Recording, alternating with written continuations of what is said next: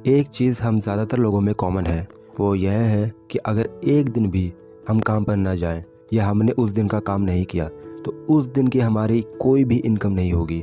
इसीलिए चाहे कुछ भी हो, हमें काम तो करना ही होगा। हम चाहकर भी आराम नहीं कर सकते क्योंकि हमारी फाइनेंशियल सिचुएशन हमें ऐसा नहीं करने देती।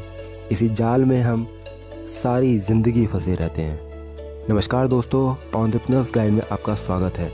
आज के इस वीडियो में हम कुछ ऐसे टॉपिक के बारे में बात करने वाले हैं जो दुनिया के हर इंसान पे लागू होती है। पैसा कमाना क्यों ज़रूरी है और सबसे ज़रूरी कितना कमाना ज़रूरी है, कब तक 9 से 5 की ज़िंदगी जीनी है, क्या तरीका है जो हमें पैसा और टाइम का फ्रीडम दे सकता है। आज ये सब कुछ हम इस वीडियो में सीखने वाले हैं।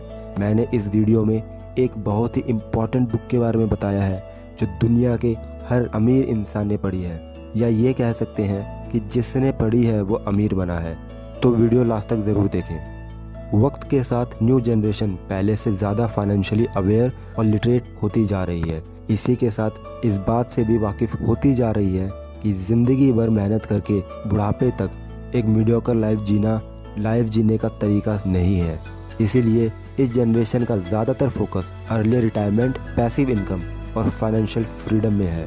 तभी लोग स्टॉक्स एंड शेयर्स में इन्वेस्ट करने में इंटरेस्ट दिखा रहे हैं। लेकिन जो प्रॉब्लम ज़्यादातर लोगों को आती है वो ये है कि कौन से स्टॉक्स लिए जाएं, क्योंकि क्वालिटी स्टॉक्स को सस्ते से सस्ते रेट पे बाय करना ही इन्वेस्टिंग का रियल चैलेंज होता है, जिसके लिए ऑथर डेविड सोलियोमी अपनी बुक द फैल्कन मेथड में हमें एक ऐसा इन्वेस्टमेंट मेथड सिखाते हैं जो वैल्यू इन्वेस्टिंग, कॉमन सेंस और बेसिक डिसिप्लिन के प्रिंसिपल्स पर बेस्ड है, जिसका अल्टीमेट गोल है कि आप ऐसे स्टॉक्स का पोर्टफोलियो बनाएं जिससे आप रिटर्न्स के साथ ही अपनी पैसिव इनकम बना पाएं।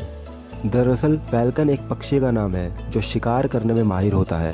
उसी पक्षी की तरह यह मेथड भी काम करता है, क्योंकि ऑथर ने अपनी अर्ली एज में ही काफ़ी फाइनेंशियल स्ट्रगल देखी थी। इसके बाद उन्होंने यह डिसीजन ले लिया कि वह बड़े होकर इस रैट रेस में नहीं फंसना चाहते। ऑथर डेविड सोलियोमी 33 की उम्र में ही फाइनेंशियली फ्री होकर रिटायर हो गए थे। ऑथर का जन्म 1982 में हंगरी में हुआ था। जब वह 10 साल के थे तो उनके माता पिता का तलाक हो गया था। वह अपनी माँ के साथ ही रहते थे जो एक किंडरगार्टन टीचर थी। ऑथर ने अपनी छोटी सी उम्र में डिफरेंट फाइनेंशियल रियलिटीज़ का सामना किया था, इसीलिए उन्होंने डिसाइड किया कि उन्हें जितनी जल्दी हो सके फाइनेंशियली फ्री होना है। अपने इसी डिसीजन से उन्हें प्रेरणा मिली और अपनी एबिलिटी और सीखने के जुनून से वह 33 साल की उम्र में ही फाइनेंशियली फ्री हो गए थे। वह एक फुल टाइम इन्वेस्टर बन गए। इनकी यह बुक हमें बताती है कि स्टॉक मार्केट वह जगह है जहां हम बहुत छोटे से शुरुआत कर सकते हैं। इसके द्वारा हम फाइनेंशियली फ्री हो सकते हैं, जिससे एक समय बाद हम नहीं बल्कि हमारा पैसा हमारे लिए काम करता है। Types of investment. 2011 में दुनिया के सबसे महान इन्वेस्टर वॉरेन बफेट ने अपने शेयर होल्डर्स को एक लेटर लिखा जिसमें उन्होंने 3 तरह की इन्वेस्टमेंट के बारे में बताया है। पहली, करेंसी बेस्ड इन्वेस्टमेंट। इस प्रकार की इन्वेस्टमेंट में बॉन्ड या बैंक डिपॉजिट आते हैं। यह वह इन्वेस्टमेंट है जिसे इन्वेस्टर सबसे सेफ इन्वेस्टमेंट समझते हैं, जबकि सच्चाई ये है कि ये इन्वेस्टमेंट सबसे अच्छा ऑप्शन बिल्कुल भी नहीं है।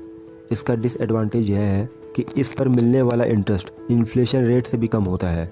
इस तरह हम इसमें इन्वेस्ट करने से अपनी इन्वेस्टमेंट वैल्यू बढ़ाने की बजाय कम कर देते हैं। Second, unproductive assets.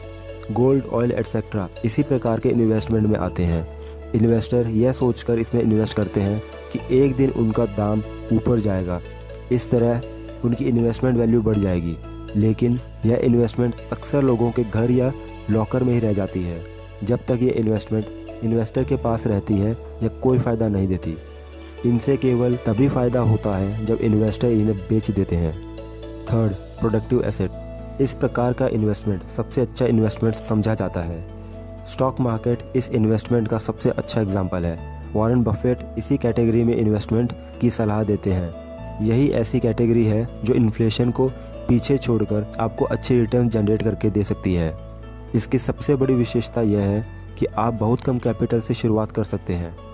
आप जब किसी कंपनी का एक शेयर खरीदते हैं तो आप उस कंपनी में एक छोटी सी हिस्सेदारी खरीदते हैं।